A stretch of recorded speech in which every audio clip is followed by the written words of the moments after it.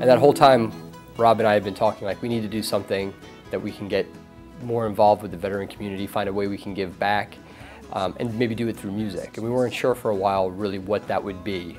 At first we thought maybe it'd be a benefit type concert. Maybe we thought we could go out to Bethesda and play music or introduce music to people that are coming back that couldn't previously play before, or ones that were looking for an outlet, something else to do.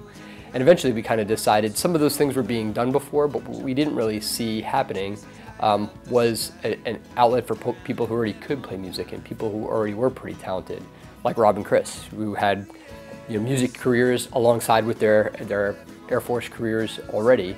So we thought maybe we could find out if there are other people out there like that have this kind of talent and have written about their military experience. Because we wanted to do a couple things. Not just make a CD with good music, we wanted that music to be purpose-driven. Sailed the Pacific in the spring of '42. A man that got it midway when they sunk the Soryu. Fighting in the fog 100 miles from the shore. Buried in the sea forest. So our goal was to set out and find veterans that could play music, that had some talent. And I think we got really lucky in that we found some talented artists that happened to be veterans. And the quality has turned out to be amazing. Rob's an amazingly talented guy and has put so much work into this, and we found a lot of other people that have really helped him along the way. One of the real problems that I think we have today is kind of this civil-military divide.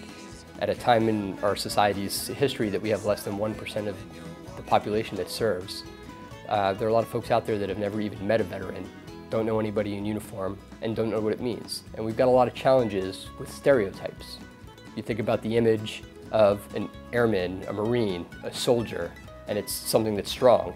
It's a guy with a rifle and a rucksack who's rugged and tough. You think about what a veteran is, and the immediate image is entirely different, right? The general population thinks about a guy on a street corner with a sign, or somebody with a drinking problem or PTSD. And some of what we're trying to do is trying to change that stereotype. This is another, we call it Operation Encore because it's another chance at a different part of your life. We want to give these people that have this kind of talent another opportunity, a chance to do something different, to do something that's great. And we want to show other people that people aren't just soldiers, sailors, airmen, and Marines. They're mothers and fathers, brothers and sisters. Some of them are rock stars, some of them are teachers.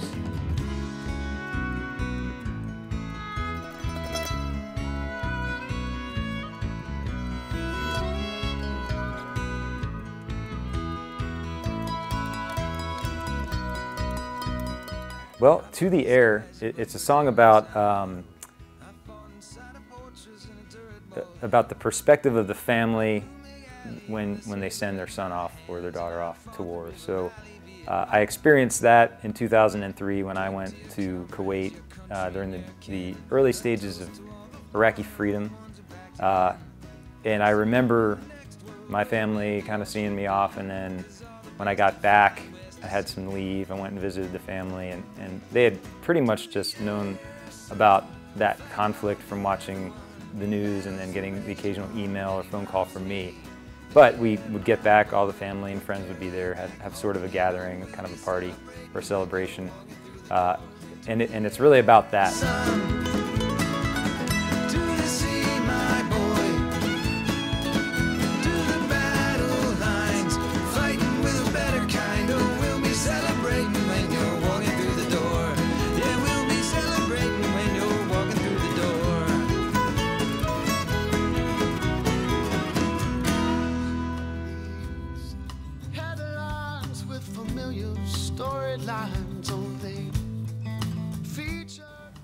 I've had people tell me that the song, particularly the hope that my husband and I have held on to, has just really given them hope, and increased their faith, and hopefully, I hope that as people hear the song, that it will just give them courage and strength to really hold on in their marriages. And On That River is more of a story about a particular, it's actually a mesh of a few different things that had happened during my 2 tours. just dealing with injuries, you know, as a medic, dealing with injuries from guys in my unit, and just kind of, I guess, the feeling of loss that comes along with that kind of service. You know, there's something that changes the way that you view the world after you go through experiences like that, and it's not necessarily that you can't find happiness or things like that, but it's never really the same as it used to be. You know, you get a chance to meet a lot of really cool people in the military. You get to, any chance you get to interact with other veterans who have similar life experiences and then go play music with them, it's like you get two benefits out of that.